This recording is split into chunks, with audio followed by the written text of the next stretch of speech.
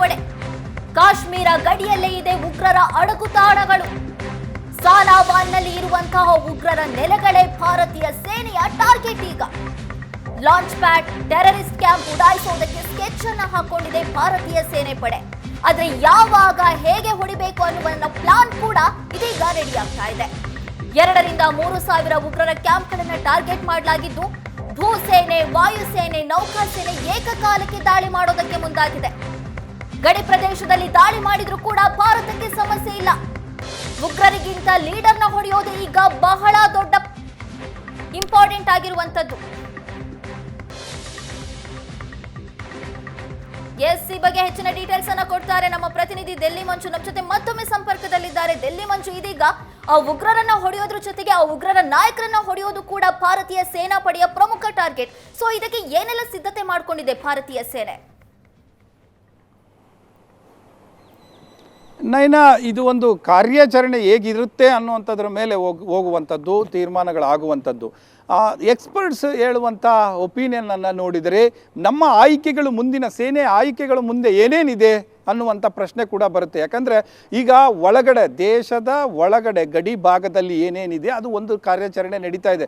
NIA ನಡೀತಾ ಇದೆ, ಸೇನೆಯಿಂದ ನಡೀತಾ ಇದೆ. ಉಗ್ರರ ನೆಲೆಗಳು, ಅವರಿಗೆ ಸಹಾಯ ಮಾಡಿದವರು, ನೆರವು ನೀಡಿದವರು, ಮ್ಯಾಪಿಂಗ್ ಮಾಡಿಕೊಟ್ಟವರು, ಸ್ಥಳೀಯರ ಸಹಕಾರ ಹೇಗಿತ್ತು ಅನ್ನುವಂಥದ್ದು. ಇವತ್ತು ಕೂಡ NIA ಸುಮಾರು 100 ಕಡೆ ದಾಳಿ ನಡೆಸಿ ಅವರನ್ನು ವಶಕ್ಕೆ ತೆಗೆದುಕೊಂಡು ವಿಚಾರಣೆ ನಡೆಸುವಂಥದ್ದು, ಆ ಮನೆಗಳಲ್ಲಿ ತಪಾಸಣೆ ಮಾಡುವಂಥದ್ದು ಎಲ್ಲವೂ ಕೂಡ ಗಡಿಯ ಒಳಗಡೆ ನಡೀತಾ ಇದೆ. ಗಡಿಯ ಒಳಗಡೆ ಎಲ್ಲವೂ ಕೂಡ ಕ್ಲೀನ್ ಮಾಡ್ಕೊಂಡು ಹೆಚ್ಚು ಕಡಿಮೆ 11 ಮನೆಗಳನ್ನು ಕೂಡ ಉಗ್ರರ ಮನೆಗಳನ್ನು ಕೂಡ ನೆಲಸಮ ಮಾಡಿರುವಂಥದ್ದು. ಇದಾದ ಮೇಲೆ ಮುಂದಿನ ಟಾರ್ಗೆಟ್ ಆಪೋಸಿಟಲ್ಲಿ ಏನಿದೆ ಅನ್ನುವಂಥದ್ದೇ ಇರುತ್ತೆ. ಅದರ ಜೊತೆಗೆ ತಜ್ಞರು ಹೇಳುವ ಪ್ರಕಾರ ಅಲ್ಲೂ ಕೂಡ, ಯಾಕಂದರೆ ಉಗ್ರ ಚಟುವಟಿಕೆಗಳು ಗಡಿ ಭಾಗದಲ್ಲಿ ಹೇಗೆ ನಡೀತವೆ ಅನ್ನೋದಕ್ಕೆ ಇವೆಲ್ಲ ಉದಾಹರಣೆಗಳು. ಪಾಕಿಸ್ತಾನದಿಂದ ಗಡಿ ದಾಟಿ ಹೇಗೆ ಒಳಗಡೆ ಬರ್ತಾ ಇದ್ದಾರೆ ಅವರನ್ನು ನಿಯಂತ್ರಣ ಮಾಡಲಿಕ್ಕೆ ಆಗ್ತಾ ಇಲ್ವಾ, ಈ ಎಲ್ಲ ಪ್ರಶ್ನೆಗಳು ಕೂಡ ಈಗ ಇದೆ. ಅವರನ್ನು ನಿಯಂತ್ರಣ ಮಾಡಬೇಕು ಅಂದರೆ ಮೊದಲು ಅಲ್ಲಿನ ಉಗ್ರರ ನೆಲೆಗಳನ್ನು ನಾವು ನೆಲಸಮ ಮಾಡಬೇಕು, ಧ್ವಂಸ ಮಾಡಬೇಕು, ಅಲ್ಲಿ ಇರದ ರೀತಿಯಲ್ಲಿ ನೋಡ್ಕೋಬೇಕು. ಹೆಚ್ಚು ಕಡಿಮೆ ಒಂದು 3 ರಿಂದ 3.5 ಸಾವಿರ ಶಿಬಿರಗಳು ಪಾಕ್ ಆಕ್ಯುಪೈಡ್ ಕಾಶ್ಮೀರಲ್ಲಿ ಇದೆ ಅನ್ನುವಂಥ ಮಾಹಿತಿ ನಮ್ಮ ಸೇನೆಯ ಬಳಿ ಇದೆ. ಅವುಗಳನ್ನು ಧ್ವಂಸ ಮಾಡಲೇಬೇಕಾದಂಥ ಅನಿವಾರ್ಯತೆ ಇದೆ. ಈಗ ಒಮ್ಮೆ ಧ್ವಂಸ ಮಾಡಿದರೆ ಅದು ಹೆಚ್ಚು ಕಡಿಮೆ ಅಲ್ಲಿ ಮತ್ತೆ ಬಂದು ಸೇರಲಿಕ್ಕೆ ಇನ್ನೂ ಒಂದು 4-5 ವರ್ಷ ಆಗ್ಬೋದು. ಯಾಕಂದರೆ ಅವರು ಒಂದು ರೀತಿಯಲ್ಲಿ ಉಗ್ರರು ಅನ್ನುವಂಥವ್ರು ರಕ್ತ ಬೀಜಾಸುರ ಥರ, ಒಂದು ಸಂಹಾರ ಆಗ್ತಲೂ ಇನ್ನೊಬ್ಬ ಉಟ್ಕೊಳ್ತಾನೇ ಹೋಗ್ತಾನೆ. ಯಾಕಂದರೆ ಅದು ಆ ರೀತಿಯಾಗಿ ಕಲ್ಟಿವೇಟ್ ಮಾಡಿ ಇಟ್ಟುಬಿಟ್ಟಿದ್ದಾರೆ ಪಾಕಿಸ್ತಾನಿಗಳು. ಹಾಗಾಗಿ ಅದರದ್ದೇ ಸಾಲು ಬೆಳೀತಾನೆ ಹೋಗುತ್ತೆ. ಆ ಬೆಳೆದಂಗೆಲ್ಲ ಈ ರೀತಿ ಘಟನೆಗಳು ಕೂಡ ನಡೀತಾ ಇರ್ತವೆ. ಆ ಸಂದರ್ಭದಲ್ಲಿ ಅವ್ರನ್ನ ಚಿವುಟುವ ಕೆಲಸವೂ ಕೂಡ ಆಗಬೇಕಾಗುತ್ತೆ.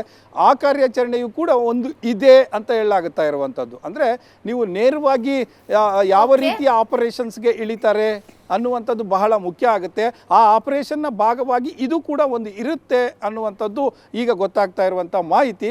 ಮುಂದೆ ಯಾವ ರೀತಿ ಮಾಡ್ತಾರೆ ಅನ್ನುವಂಥದ್ದು ಕಾದು ನೋಡಬೇಕಾಗುತ್ತೆ. ಅದರ ಬಗ್ಗೆ ಹೇಳಲಿಕ್ಕೆ Naina. Okay Manju, thank you ನಿಮ್ಮೆಲ್ಲ ಡೀಟೇಲ್ಸ್ಗಾಗಿ.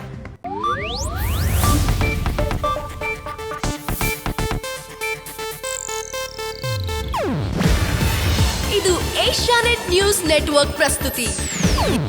ನೀವು ನೋಡ್ತಿದ್ದೀರಾ ಏಷ್ಯಾನೆಟ್ ಸುವರ್ಣ ನ್ಯೂಸ್.